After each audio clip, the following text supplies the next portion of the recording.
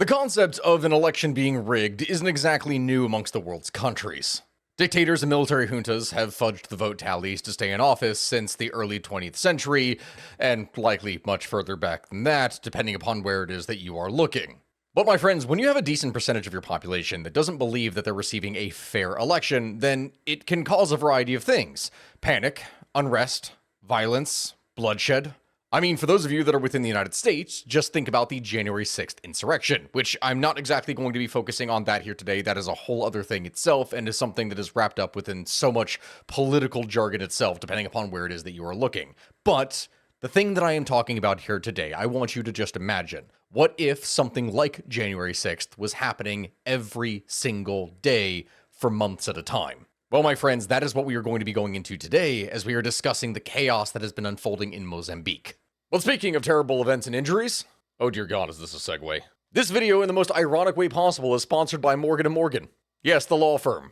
And you actually do not understand how ironic this is. You see, my friends, just a couple days ago, I was in an accident and this is my car. When we stopped at a red light, a pickup truck that was behind us failed to stop because apparently the person got a piece of blender stuck underneath their brake, which, no, I'm not kidding about that, and then proceeded to ram us from behind at full speed. Now, luckily, at the time of the accident, there was no severe injury, but since then, there has been some consistent lasting bodily pains. Depending on how all of this goes for me, Morgan & Morgan could be seriously useful right now. Because look, when you're seriously hurt, your injury could actually be worth millions. Because look, Morgan & Morgan doesn't settle for lowball offers. They've achieved significant verdicts in the past couple of months for victims involved in life-altering car crashes, with one $12 million case in Florida and another $26 million case in Philadelphia. What's awesome is that the fee is absolutely free unless it is that you win. So look, if you ever got seriously injured, your case, as I said, could be worth millions. Unless you could be only a few clicks away from actually changing your life. If any of this is relevant to you, you can go and click my link down in the description below and go to www.forthepeople.com/historyofeverything.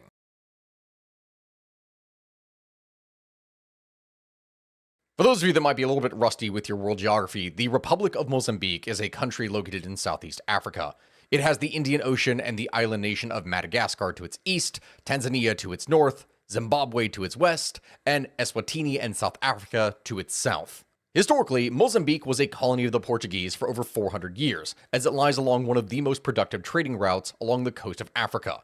They would take control of it all the way back in 1498, and it would not receive its independence until 1975, after a more than decade-long struggle between Portuguese troops and the Front for the Liberation of Mozambique, more commonly known as Frelimo. The liberators would set up their dream government at this point, a one-party state based on Marxist principles, which, as you can imagine, is not exactly very free in the first place. You see, following the 1950s and 1960s, when many of the countries who had been colonized began to receive their independence in Africa, communism was all the rage in certain countries. But in Mozambique, a good chunk of the population did not actually want to be ruled by a communist dictator, and so they formed a new revolutionary group called Renamo, which is like Frelimo, except with an R this time. It's Renamo. From there, they would start a bloody 15-year civil war, and everything within the country would go to hell. Now, when I go and describe this, for most of the conflict, Frelimo would control the cities, while Renamo would control up to 50% of the rural areas of the country, much like the situation that would occur in Somalia in the 1990s. This balance would pretty much last until President Samora Machel would die in a plane crash in 1986.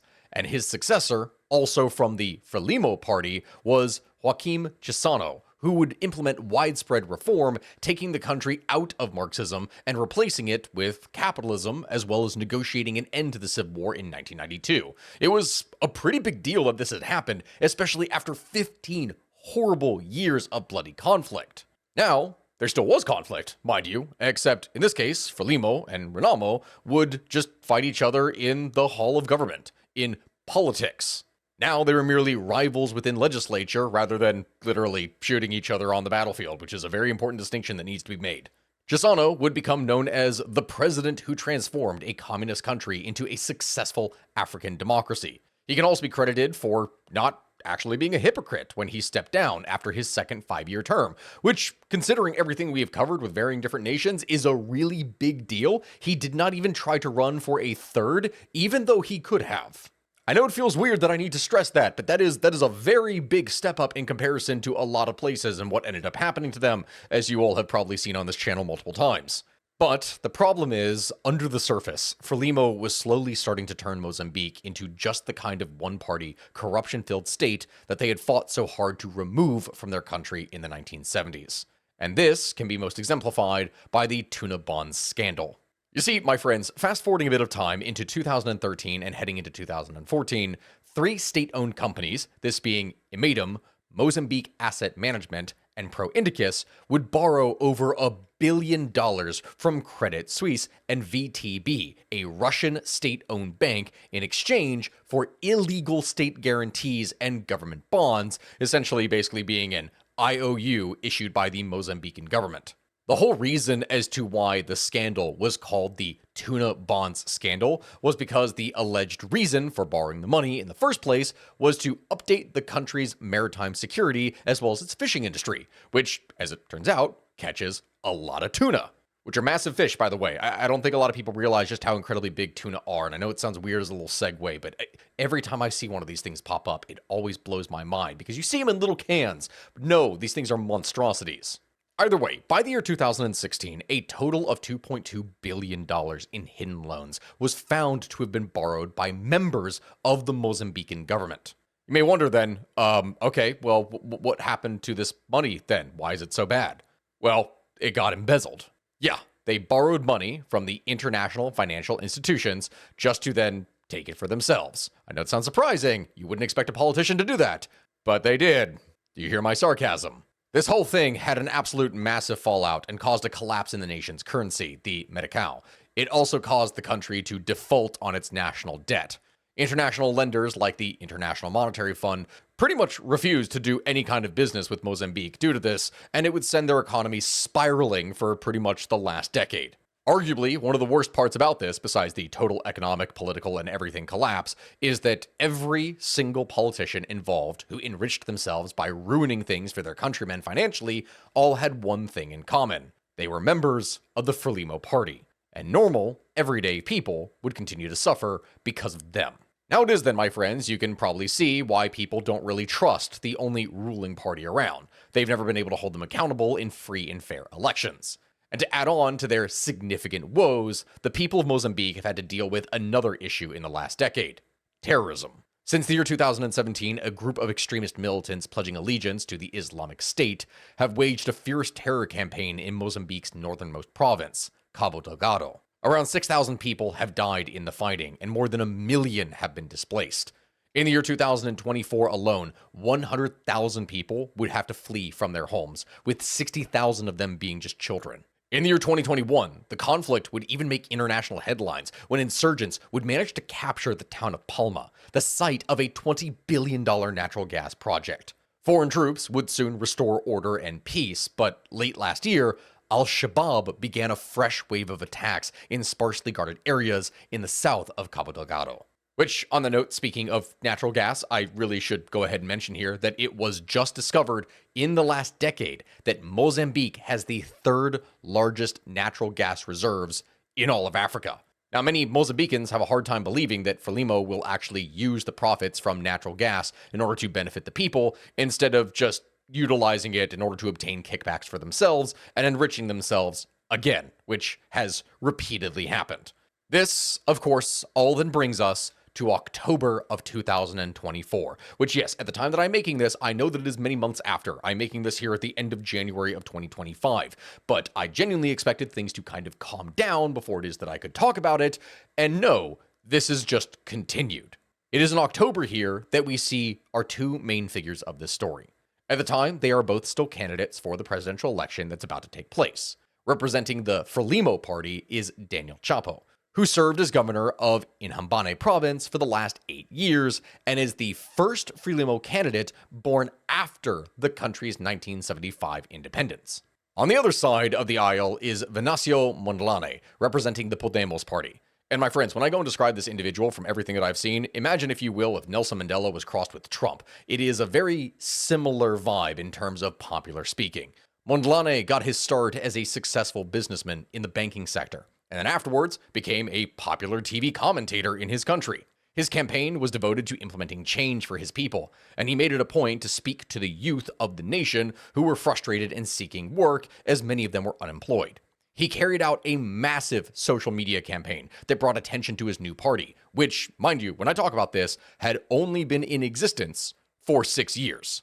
That's it. Now, interestingly enough, when I say that, Mondlane was actually a member of Mozambique's parliament from 2020 through 2023, representing the Renamo party. So, technically speaking, he's not a complete outlier. He does have experience at a higher level of government than Chapo, his Frelimo opponent.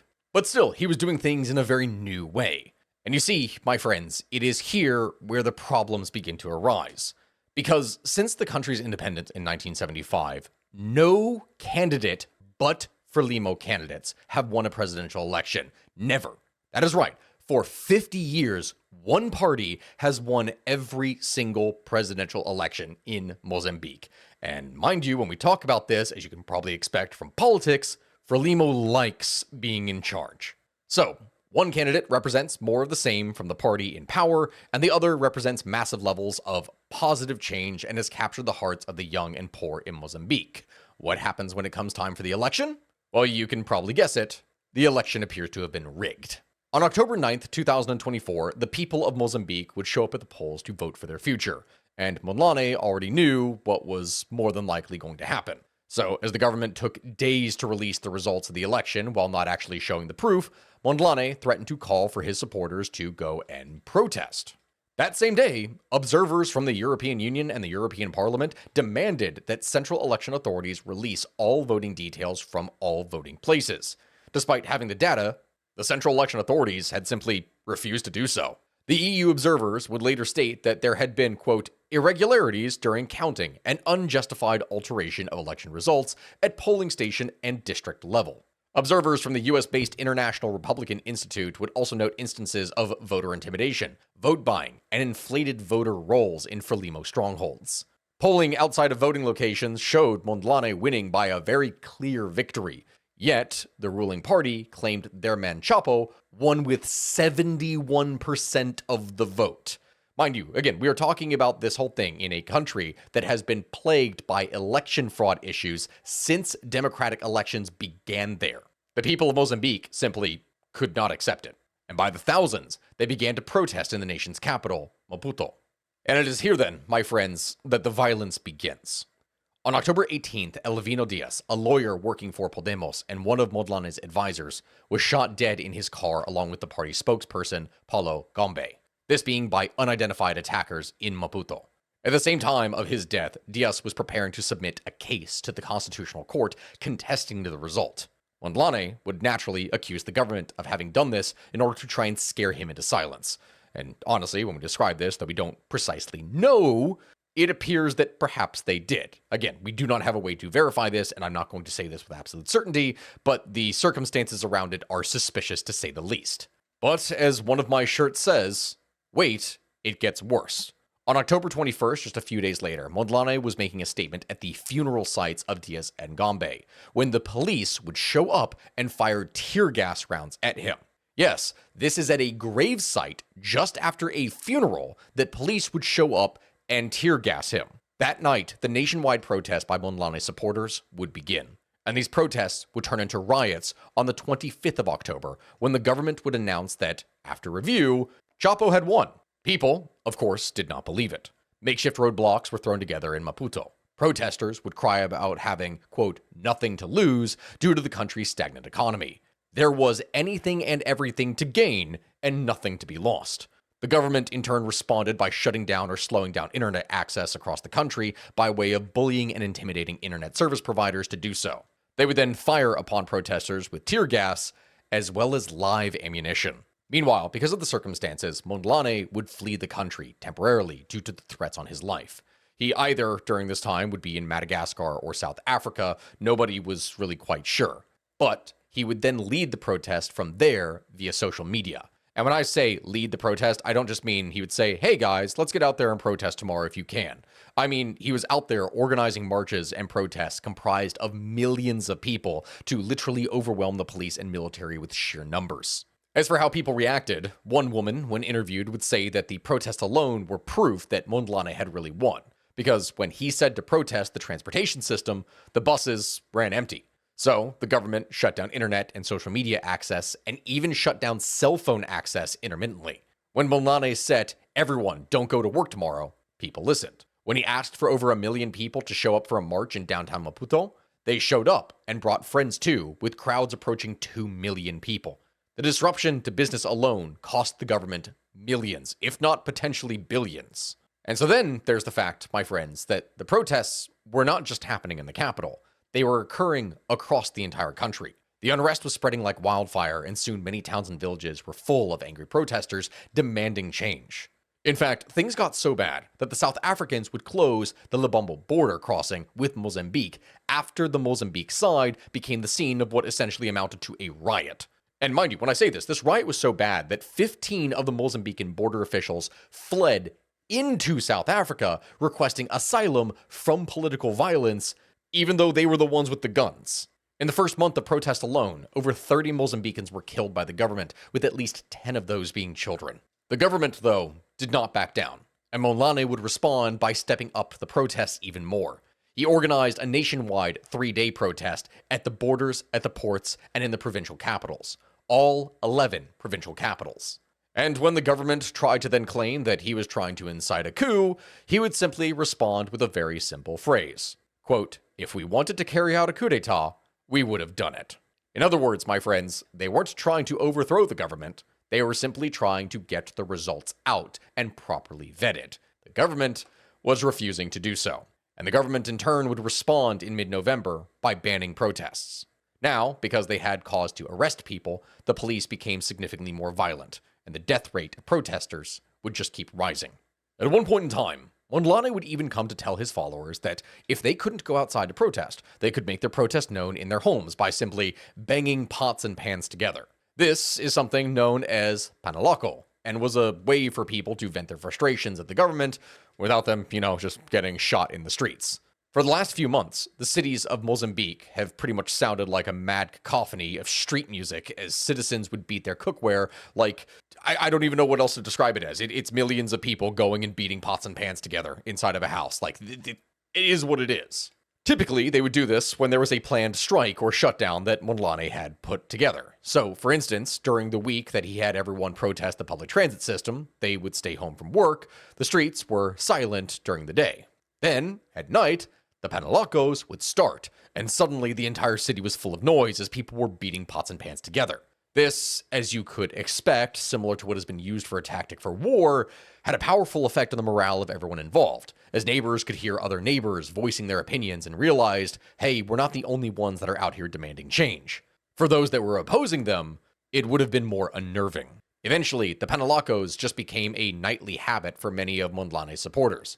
The police, in turn, responded by driving down the street and launching tear gas canisters into people's houses to get them to stop banging the pots and pans together. Which, I don't know about you, but if the police are going around driving through the streets, launching tear gas into people's homes, that seems like a little bit of a violation of something. I'm not entirely sure. But still, things would continue. And as December of 2024 rolled around, Mondlane would tell his people that if they kept the protest going for another 2 or 3 months, they could make it so that, quote, the country will become infeasible to govern. And so, they kept protesting every week. But the thing is, my friends, the worst was yet to come. On December 23rd, the Constitutional Court would rule that Frelimo had won the election. They would confirm the result. And the people of Mozambique would collectively lose their shit that day. Rioting and looting would spread throughout the country. In some cities, police stations were attacked or set on fire. The people were so mad that they went to high-security prisons on Christmas Day, overwhelmed the guards, opened the cells, and then released 6,000 inmates and set the entire place on fire. Do you know how mad someone has to arguably be in their situation to spend all of Christmas Day liberating a major detention facility? Like, there are reactions and then there are extreme reactions, and that is up there. Fast forward a little bit more time, again, heading into this month, the time that I'm making this, only at this point about a week ago. On January 13th, the new parliament of Mozambique was sworn in. A couple of days later, it was the president's turn. Chapo was sworn into office in Maputo, while 8 of his constituents were killed by gunfire in the streets that same morning. The mood in the nation's capital on that day was reminiscent of a police state, with heavy military and police presence on display pretty much everywhere. Not the lighthearted and patriotic day that one would expect from a guy who won nearly 70% of the vote, according to the government. In total, since the day of the election, more than 300 people were killed in clashes with the police and the military. And yet, it has not stopped. The question there at that point, my friends, is, well, okay, what happens next? What is next for the people of Mozambique? Well, if their goal was to make it harder for the government to govern the people, then honestly, they did it. They definitely did. They've done a fantastic job of precisely that. Whole sectors of the economy have had to shut down temporarily due to people just not showing up for work.